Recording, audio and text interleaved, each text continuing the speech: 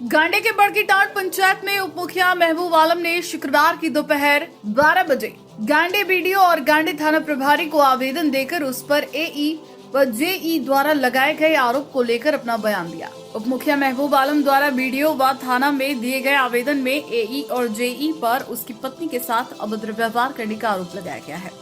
आवेदन के जरिए उन्होंने कहा कि बीते 17 मार्च को एई और जेई हमारे पंचायत बड़कीटांड के बंधाबाद में साजिद अंसारी के तालाब निर्माण स्थल के पास आए तथा मेरी पत्नी खालिदा जिया को मेरे भतीजा के माध्यम से बुलाया। मेरी पत्नी के युक्त स्थल पर आने पर एई एवं जेई ने मेरी पत्नी को युक्त योजना मेट बताकर एक सादा कागज में हस्ताक्षर करने को बोला। इस पर मेरी पत्नी ने कहा कि मुझे इस योजना के बारे में कोई जानकारी नहीं है और ना ही मैं मेट हूँ। इस पर उपरोक्त दोनों ने मेरी पत्नी के साथ अभद्र व्यवहार किया, साथ ही धमकी दिया कि अगर हस्ताक्षर नहीं किया तो हरिजन एक्ट में फंसा देंगे। उन्होंने आवेदन में आगे कहा कि अगर मेरी पत्नी मेट है तो सभी मास्टर रोल में मेरी पत्नी का हस्ताक्षर कार्यस्थल पर कार्य कराते हुए फोटो अगर एई एवं जेई के पास हो तो वो विभाग के समक्ष प्रस्तुत करें। विभाग द्वारा अवलोकन कर वास्तविकता का पता किया जा सकता है। वहीं उसकी पत्नी द्वारा मैया सम्मान योजना का लाभ लेने की बात को स्वीकार करते हुए उन्होंने कहा कि मेरी पत्नी मैया सम्मान योजना का लाभ ले रही है, यह सच है।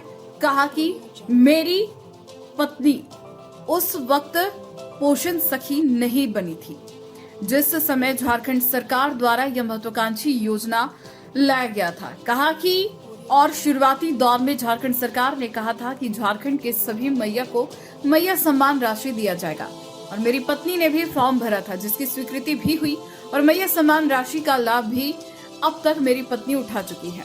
कहा कि अगर विभाग द्वारा कोई ऐसी गाइडलाइन आती है कि पोषण सखी मैया सम्मान योजना का लाभ नहीं ले सकती तो हम जितना भी मैया सम्मान का राशि लाभ लिए हैं लौटाने का काम करेंगे। लेकिन एई और जेई को जो 5% कमीशन लेने का काम कर रहा है वो हम हमेशा रुकेंगे। वहीं उक्त पंचायत के बंधाबाद गांव निवासी अशोक राणा ने भी गांडे बीडीओ और थाना में आवेदन देकर उपरोक्त एई और जेई पर अपने मनरेगा योजना अंतर्गत तालाब निर्माण कार्य में एमबी करने के नाम पर 5% कमीशन मांगने का आरोप लगाया है। साथ ही दोनों से मांग किया है कि मामले की उचित जांच कर दोषियों के ऊपर कड़ी कार्रवाई की जाए।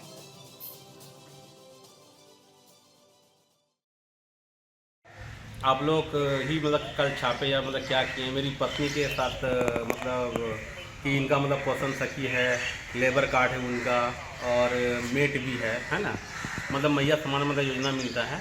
तो मेरी वाइफ तो ना मेट है ना ही जॉब कार्ड से 1 रुपया पेमेंट हुआ। जब से मेरी वाइफ पोषण सखी बनी है तब से 1 रुपया पेमेंट नहीं हुआ है।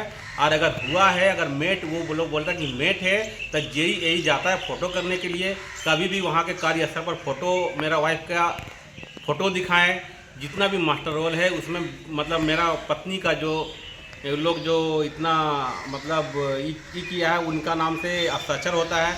हर मास्टर रोल में मेट का वो भी दिखाएं। बेबुनियाद उनको हम 5% रोकने के लिए मेरी पत्नी को घसीट रहा। रही बात मैया सम्मान योजना की, तो मैया सम्मान योजना का जो स्वीकृत हुआ था वो पोषण सखी से पहले हुआ था। उसमें गाइडलाइन हुआ, गाइडलाइन ये नहीं था कि पोषण सखी नहीं। मुख्यमंत्री का आदेश था कि माननीय सभी महिलाओं को, मुख्यमंत्री का आदेश था कि सभी महिलाओं को महिला सम्मान योजना का लाभ मिलेगा। उस समय मेरा वाइफ पोषण सखी नहीं थी, उस समय भरी पोषण सखी उसका मैया सम्मान योजना का लाभ उसको मिला, ठीक है। लेकिन अगर गाइडलाइन आता है कि पोषण सखी को नहीं मिलेगा तो जितना भी राशि लिए हैं उस सारा वो राशि हम लौटाने का काम करेंगे। लेकिन जेई और एई का 5% 15% लेने का काम जो कर रहा है उसको हम हमेशा रोकेंगे, क्योंकि वो बोला है कि हमको हम हरिजन एट में ये करेंगे फंसा। देखिए मेरा ही पंचायत का अशोक राणा आया हुआ है, इनसे 2-2 हज़ार रुपया ऑनलाइन बोला कि हम देंगे, लेकिन ये पैसा लिया नहीं। लास्ट में जाके अमजद मलिक के द्वारा अमजद के हाथ से जेई और एई को 2-2 हज़ार रुपया दिया है। तो इतना मेरा पंचायत में इस तरह कर रहा है, बोल रहा गड्ढा ये है, पूरा कुथुमम गड्ढा ही है, हर जगह गड्ढा है। गड्ढा में 15% लेता है जेई और एई। बोला कि तुमको जहाँ जाना जाओ ऊपर भी पैसा जाता है। सीधे तौर पर प्रशासन से क्या मांग करना चाहेंगे? प्रशासन ये निष्पक्ष मेरी वाइफ को ये सनियत की तरफ फंसाया जा रहा है और मेरी वाइफ एक पोषण सखी है प्लस हाउस वाइफ है, और उनको विरोध जो बदतमीजी किया गया है सारा मैं आवेदन में दिया हूँ, वो आप लोग अच्छा से कीजिए और जो गलत है उस पर कार्रवाई हो, और ऐसे भ्रष्ट अफसर को एकदम बर्खास्त होना चाहिए। नौकरी में रहने का इन लोगों को कोई अधिकार नहीं है।